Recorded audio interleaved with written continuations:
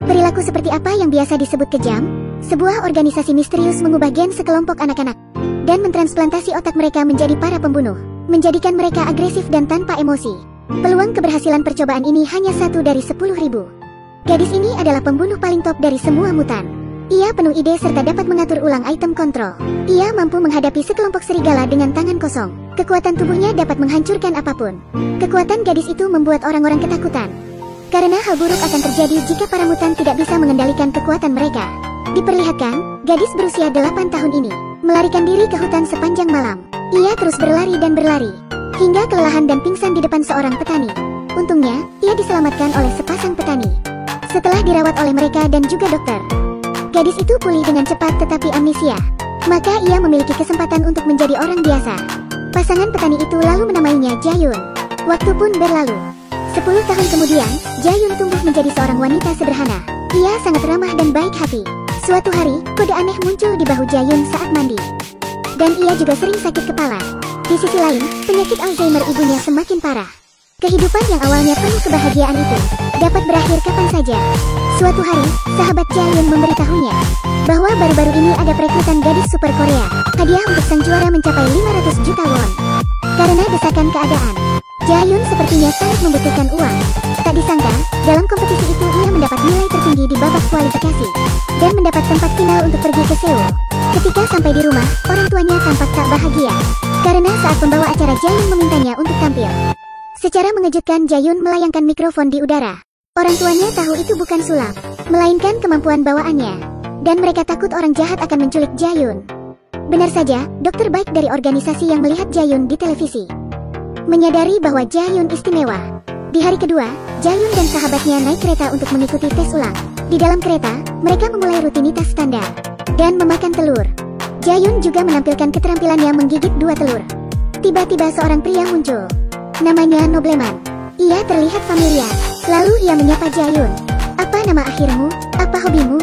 Apa tindakan heroik yang telah Anda lakukan? Jayun hampir lupa menelan telurnya. Nobleman menatap Jayun dan berkata bahwa ia adalah penyihir. Ternyata Nobleman adalah seorang pembunuh super yang ingin menguji identitas Jayun sebenarnya. Mungkin saja, Jayun adalah seorang mutan yang dahulu kabur. Jelas Jayun tidak ingat apa-apa lagi. Wajah Nobleman pun berubah. Ia hampir menamparkan wajah Jayun. Kali ini, Jayun sangat ketakutan hingga hampir menangis. Penyihir kecil berdarah dingin yang pernah membunuh itu kini lemah lembut seperti domba kecil. Hal ini membuat Nobleman bingung. Akhirnya ia memutuskan untuk mengawasi Jayun dahulu. Tiba-tiba, Nobleman tak sengaja menabrak seorang pria. Pria itu lalu mengancam Nobleman. Namun Nobleman langsung menghancurkan pergelangan tangannya, lalu mendorong dan mematahkan lehernya. Ia mengangkat tubuh pria itu dan melemparkannya keluar kereta. Setelah beberapa hari di kompetisi, Jayun pulang ke rumah. Malam harinya, saat ia baru saja keluar dari kamar, sebuah pistol mengarah ke kepalanya. Lalu pria itu memaksa Jayun untuk mengakui identitasnya. Ia menunjukkan bekas luka di wajahnya dan mengatakan bahwa itu perbuatan Jayun di masa lalu. Ia berkali memohon, "Saya bukan yang Anda cari, Anda menangkap orang yang salah." Pria itu mengira Jayun berpura-pura. Ia lalu mengarahkan pisau ke leher sahabatnya. Kini, kekuatan dalam diri Jayun tampaknya terbangun.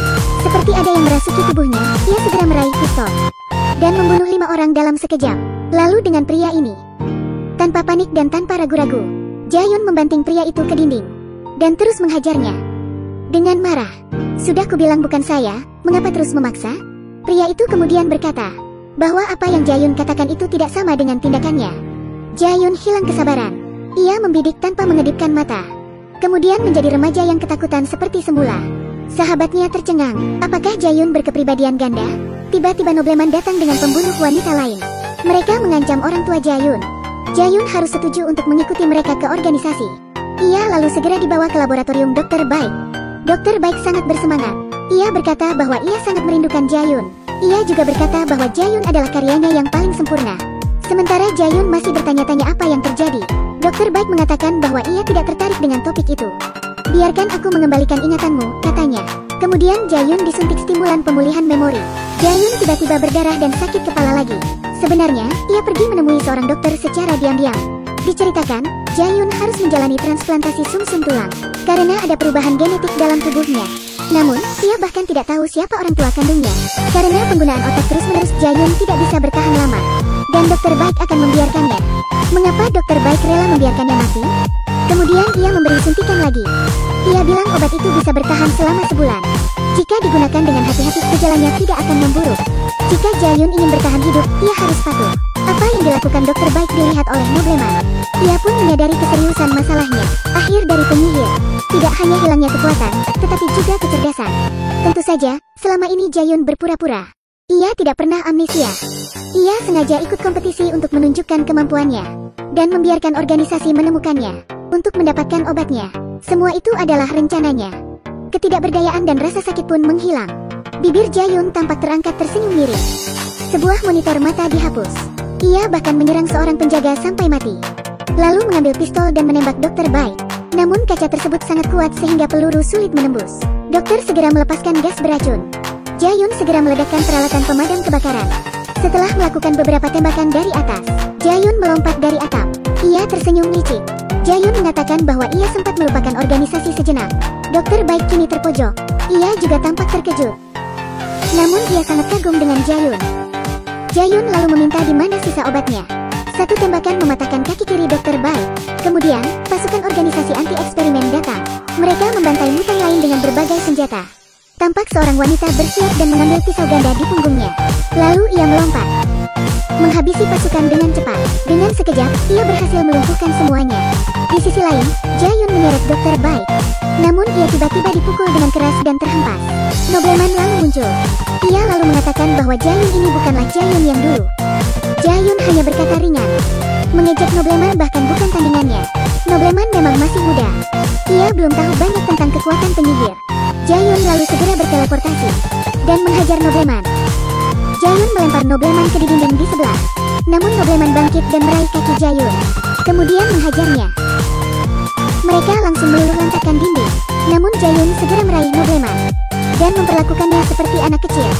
Nobleman melawan, namun dibalas beberapa tamparan lagi.